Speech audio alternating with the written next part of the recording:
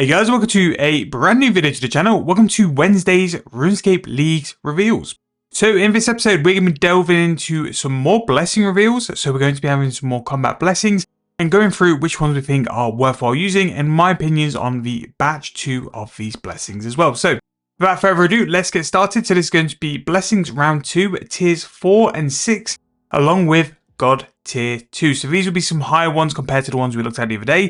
Really interesting to see how these are. Now, don't forget, when it comes to these blessings, what you pick in terms of which god your blessings are sort of attributed to will depend on your god tier. Your god tier isn't decided by you, it's decided by the choices of which you pick between 4 and 6. So for example, if we pick Zamorak 2 out of 3 times, we are going to get the Zamorak god tier blessing. It's the one which you pick the most or you affiliate with the most is going to be your god tier blessing. Now what I'll make sure to do is put in the first version of the blessings in the corner of the video in the description for you guys to go and check out as well. Also, I did release a video a little bit earlier, maybe a bit later than normal, about a money making method I think you guys might enjoy. And if you guys are enjoying the videos, please make sure to hit that like on the video, subscribe to the channel, keep those comments coming down below. We are flying up in the comments on the videos. It's great to see the discussions. Sometimes it's about what I've said or my opinion, sometimes I'm wrong. I'm more than happy to say that. And some of the things you guys have said have definitely pointed me in a slight different direction to what I've sort of been thinking during the video as well. So thank you guys so much for that. It really has been a great sort of week worth of videos just to have a chat with you guys in the comments and see what you guys are thinking about this as well. However, we are not here for that. Let's go and jump in and let's go and have a look at the blessing tier 4. So for Zamorak, we have Havoc Born. Your damage increased by 20%. Your maximum life points are reduced by 25 and your armor value is reduced by 25. This is glass cannon. This is the glass cannon build. It will be absolutely atrocious about how good the damage will be, but you will get absolutely rinsed. But with some of the other stuff we've seen with the blessings and also some of the relics as well, maybe it won't be too bad. Maybe if you're someone who went Saradomin to where you've got a higher defense capability, this one here, the Havoc-born one, could be worthwhile looking into. Don't know. We'll, like we said before with all the relics, same with the blessings, once we can sort of map everything out, we can have a bit of a plan and work out what we want to do. And hopefully this is going to be the last round of combat blessings. So maybe we'll do a video in a day or two just going through what I think my blessing tiers are going to be. For Guthix, we have True Equilibrium, and this is going to be a gain of 75 base damage, 50 armor, 500 life points, 5% critical strike chance, 7.5% critical strike damage, 5 prayer bonus, and for each relic alignment you have chosen. Now, this is a good one because this will cover so much stuff, and sometimes the equilibrium approach of just bringing everything up to a high level can be very, very good. The Havoc-born is clearly a massive push on damage, but to have everything brought up a level from the True Equilibrium, really good alternative actually. Some of the Guthix one especially have been very nice, and I'm a big fan of that one there.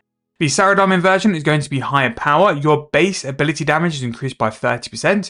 You lose access to the Berserker's Death Swiftness, Living Death, and Sunshine ability, which, yes, that could be pretty big in terms of losing those abilities. If your base damage is increased by 30%, you've kind of got that effect just all the time. And really interesting, actually. That is a very, very good one. Tier 4 has come in quite strong there.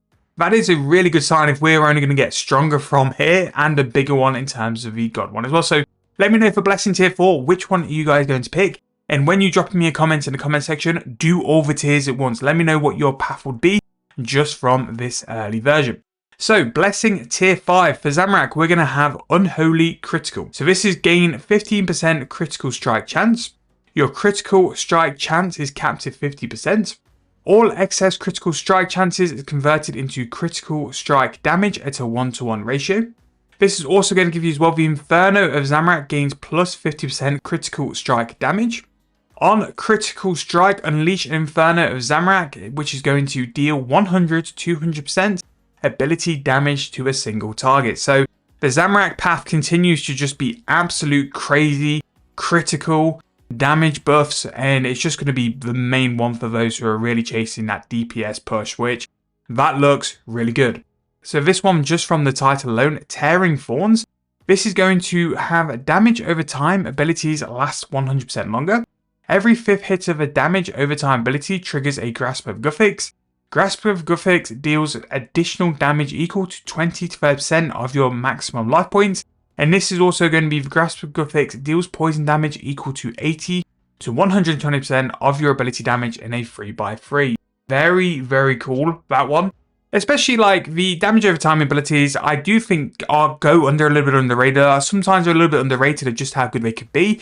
And with that, having the bonuses for that as well, that is going to be a really nice alternative actually. The Guthix ones, I'm very pleased with how well they've done. Obviously with Zamorak just being the DPS one, it's kind of the easiest out of all the relics to sort of push for, because whack some critical strike damage, whack some damage, and they'll just be good no matter what.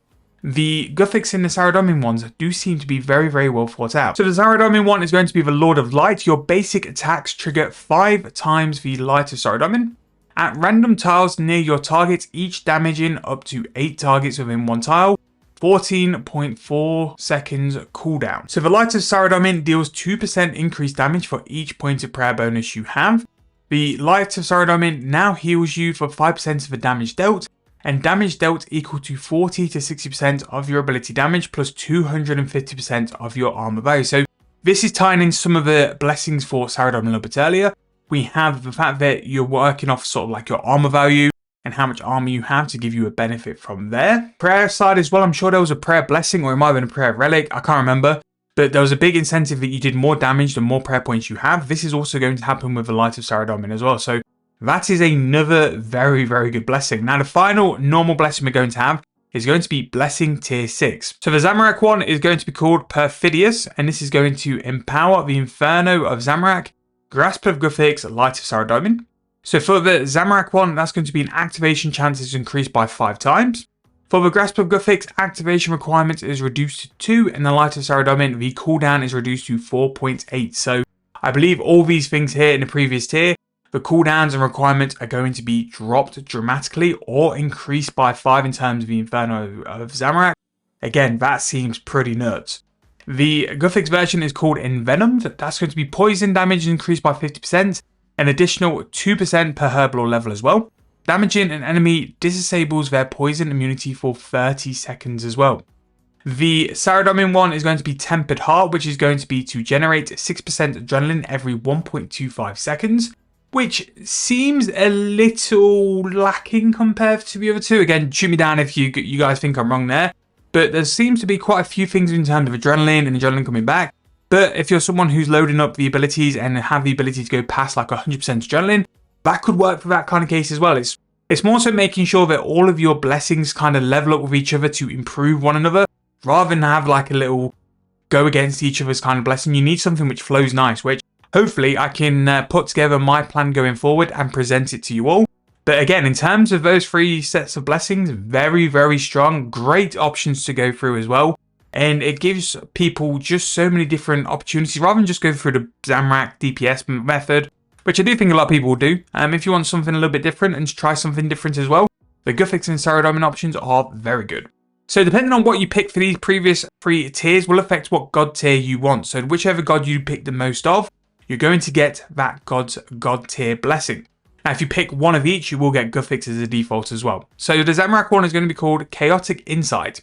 Each combat equipment item counts as 2 additional pieces towards its set effect, which if you are using a set which has that kind of thing, like Death Dealer for example, that would be very, very good because it would increase the chance of death marking as well. Guthix Power Archive. So this will grant the Automation Control Bot. Stores up to 20 weapon or armor gizmos, granting their effects while wearing augmented equipment. Combat perks in stored gizmos have their ranks doubled, excluding perks that do not benefit from additional ranks. Now, we talked about this when we looked at Perfection, and having the ability for 2 extra perks is crazy. But if this means that the 20 weapon or armor gizmos you're going to have, which is stored in this bot to be used during your armor, that is going to be some unbelievable benefits to armor.